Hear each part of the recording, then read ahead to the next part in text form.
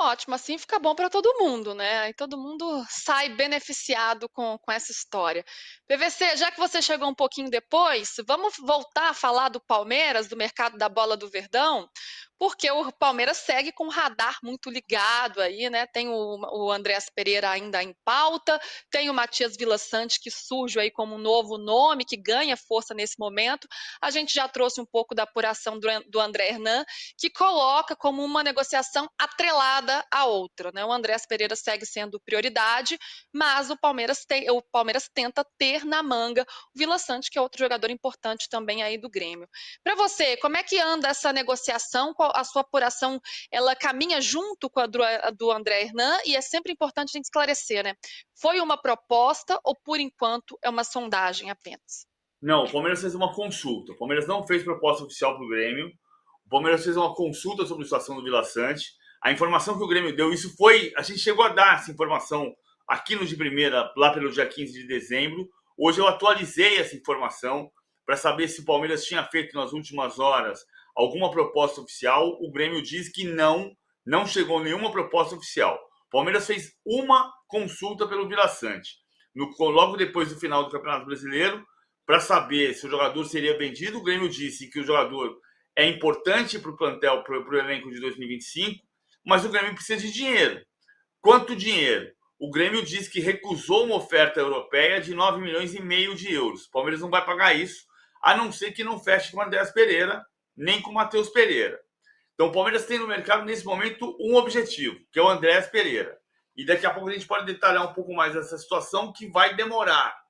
Mas para o Vila Sante, o Palmeiras não fez proposta oficial, fez a consulta. O Grêmio deixa claro: não quer negociar o jogador, mas precisa de dinheiro. Se o Palmeiras chegar com 14, 15 milhões de euros, compra o jogador. Só que o Palmeiras não entende que o Vila Sante vale tudo isso. Então o Palmeiras não fez uma oferta nesse montante. Pode vir a fazer se o Andréas não fechar. Ou se o Matheus Pereira não fechar, pode ser que daqui a um mês o Palmeiras entenda que precisa do jogador e aí faz uma oferta maior. Mas o Palmeiras não passaria pelo Vila Sante de 8 milhões de euros e o Grêmio já recusou 9 milhões e meio. O PVC, a gente trouxe também há pouco uma declaração do empresário do jogador, o Renato Bittar, em que ele fala uma frase que me chamou a atenção. Ele diz o seguinte: vamos fazer tudo o que for necessário.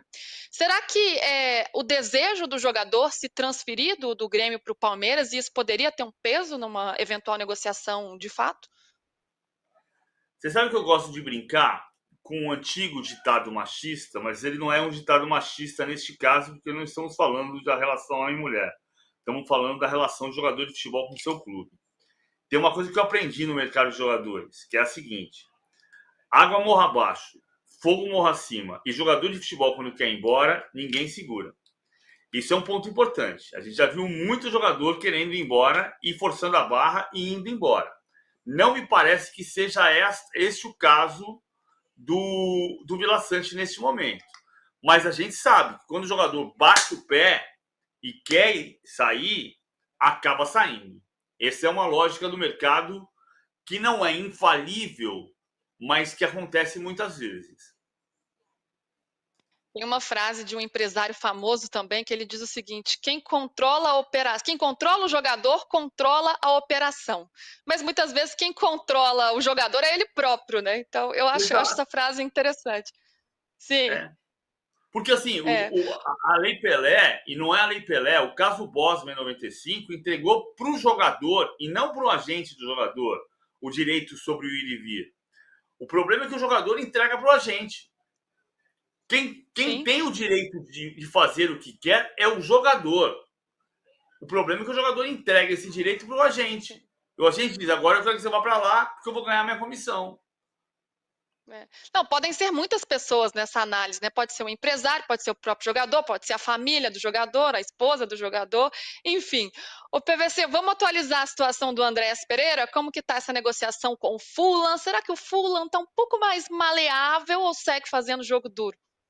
Não, o Fulham continua fazendo jogo duro. E a minha interpretação, eu confirmei com os agentes que estão no negócio o que me parecia uma tendência. E eles dizem que o caminho é esse que eu estou traçando. Ou seja, tracei nas conversas com os empresários que estão envolvidos no negócio. O mercado de transferências da Premier League fecha no dia 3 de fevereiro, apenas.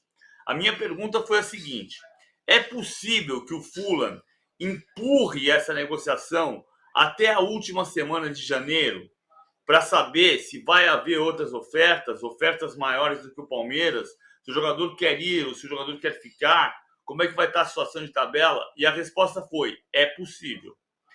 Então eu diria que é mais do que possível, é provável. Esse negócio não vai ter um desfecho rápido. Se o Palmeiras contratar o Andreas Pereira, vai ser na última semana de janeiro, talvez na primeira de fevereiro. Ah, mas é muito ruim porque o Campeonato Paulista começa dia 15. O Campeonato Paulista vai ter que servir como pré-temporada, até porque a CBF antecipou o calendário. O Palmeiras está preocupado com a abertura, primeira fase da Libertadores, que vai começar em abril. Então, o mercado vai avançar um pouco. E o Andreas Pereira, se chegar, vai chegar mais para o final de janeiro ou começo de fevereiro. Tá, mas se o Andréas não chegar e por acaso vier o Vila Sante, PVC, o torcedor quer saber